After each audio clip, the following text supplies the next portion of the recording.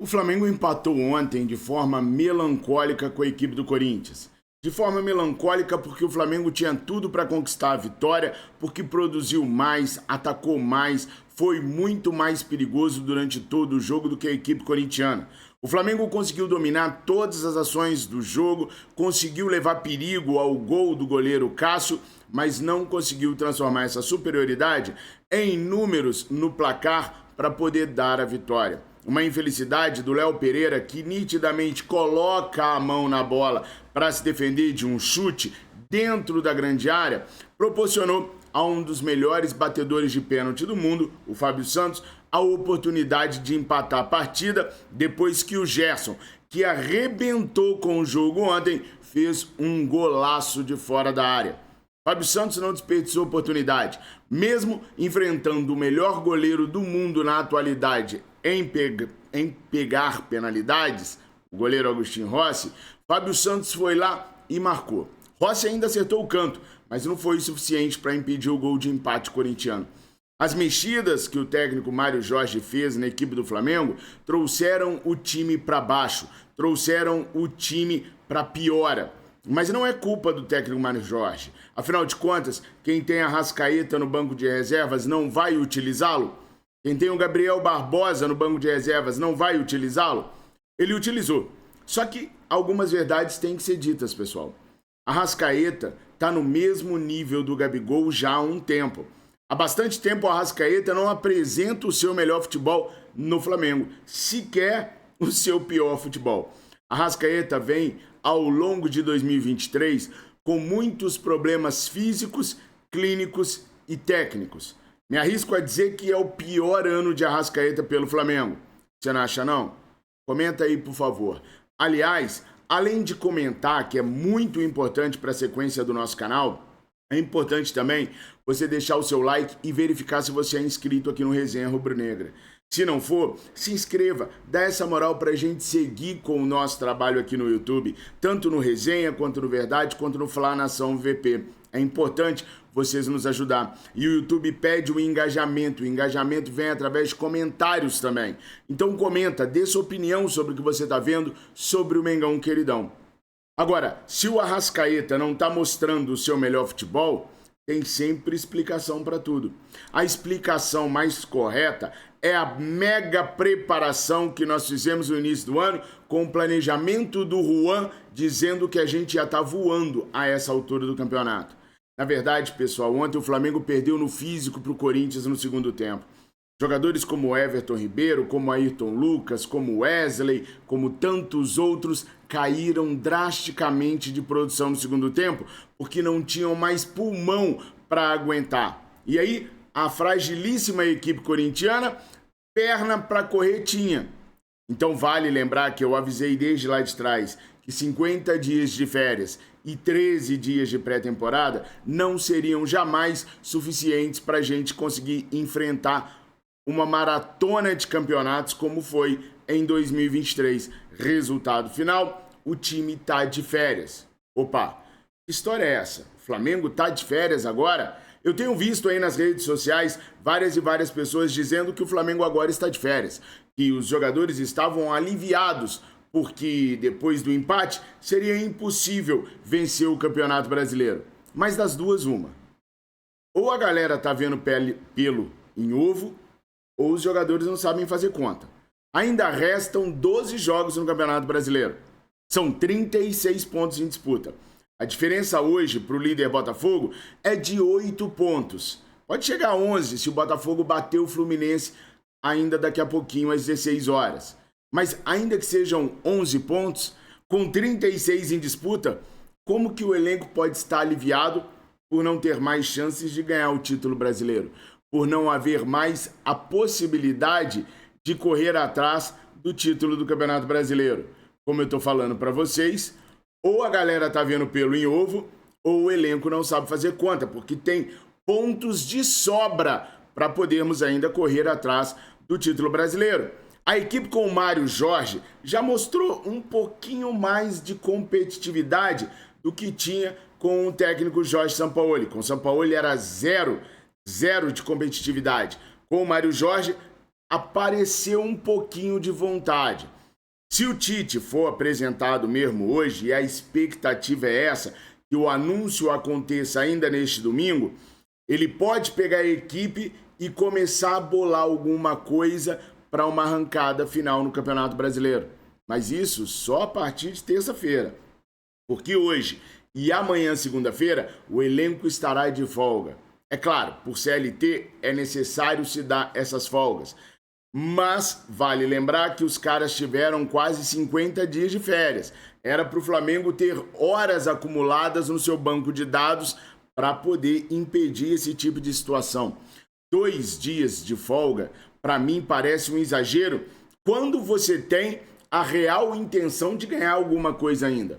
Se o Flamengo tivesse abrido mão de conquistar o título brasileiro, tudo bem, eu entenderia, mas o discurso de jogadores, o discurso de dirigentes é que o Flamengo vai atrás do Campeonato Brasileiro. Ora bola, se vai atrás do Campeonato Brasileiro, vai anunciar o treinador neste domingo, por que dá folga na segunda-feira?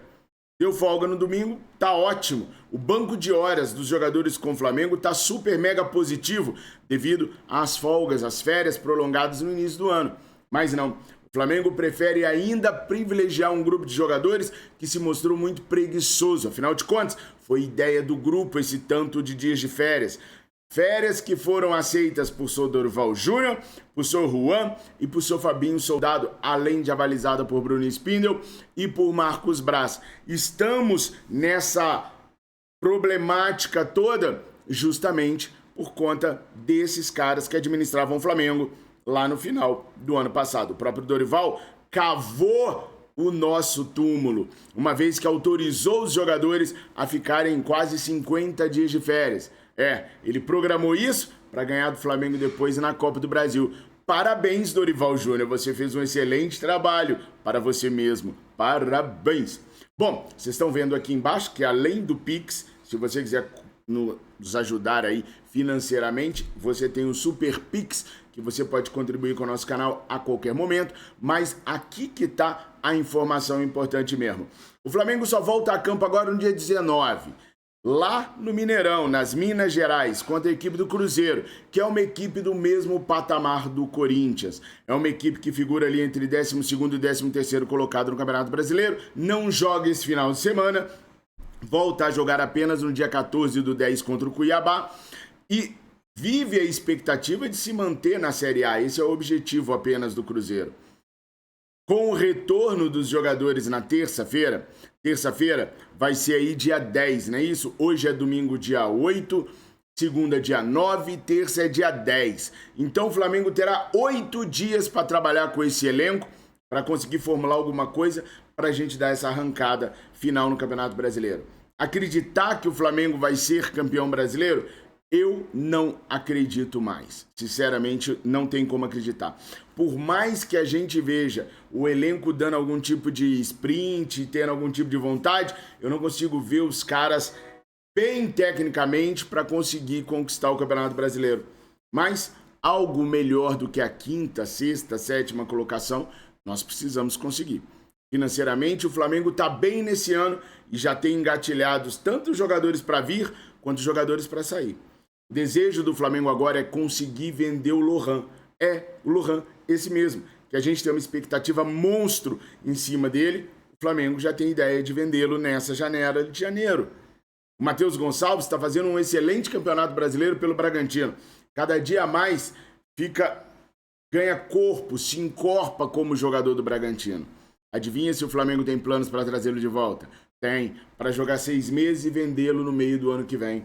Para fazer mais dinheiro ainda, para esfregar mais ainda na cara dos adversários políticos que essa gestão tem títulos e tem dinheiro em caixa, tornando praticamente impossível a perda da eleição, fazendo o sucessor de Rodolfo Landim no final do ano que vem. Mas para o ano que vem, devemos ter um super time. Alguns grandes jogadores devem pintar no elenco rubro-negro. Com a força do Tite, ex-técnico da seleção brasileira, porque ele pode até não ser querido por muitos torcedores brasileiros, mas tem uma moral ímpar com os jogadores mundo afora. Com o peso dele no Flamengo e com o peso financeiro que o Flamengo vai terminar 2023, o Flamengo pode sim montar um grande time.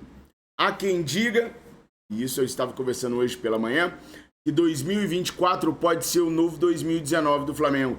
Não em títulos, mas na reformulação do elenco. Basta vocês pegarem pela memória os jogadores que tínhamos no elenco ao final de 2018 e aqueles que permaneceram e o elenco que foi formado em 2019. Na zaga, por exemplo, nós caímos de Rafinha, Pablo, Mari, Rodrigo, Caio e Felipe Luiz para Wesley, Fabrício Bruno, Léo Pereira e Ayrton Lucas. Olha que queda de qualidade nós tivemos da zaga de 2019 para a zaga de 2023. A intenção agora, e é o que se cobra nos bastidores, aí eu conversei com alguns conselheiros que cobraram o Landim e ouviram a seguinte resposta: 2024 vai ser melhor do que 2019, tanto na formação de um elenco quanto na temporada. Será que o Landim está certo dessa vez? Será que o Landim vai mesmo tornar 2024 tão bom quanto foi 2019? O que vocês acham? Comentem. Mas olha só, não refresquem para os jogadores do Flamengo, não. São 36 pontos em disputa. Ainda que eu não acredite, ainda que você não acredite, eles são obrigados a acreditar. Eles têm que lutar até o final. E nós temos que cobrá-los até o último dia que ainda houver chances matemáticas de sermos campeões brasileiros. E quando não tivermos mais essa chance, temos que cobrá-los para ficar no melhor lugar possível no ranking. No mínimo, o vice-campeonato. Para mim, no mínimo, o vice-campeonato. E isso é obrigação. E para vocês, nação? Nação, tenham todos vocês um excelente domingo.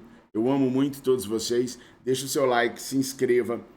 Compartilhe os nossos vídeos, é importante para que a gente tenha novos inscritos aqui. E comentem para dar engajamento. Pode ser que em 2024 a gente ainda esteja por aqui. Tamo juntos, fiquem com Deus. Saudações rubro-negra.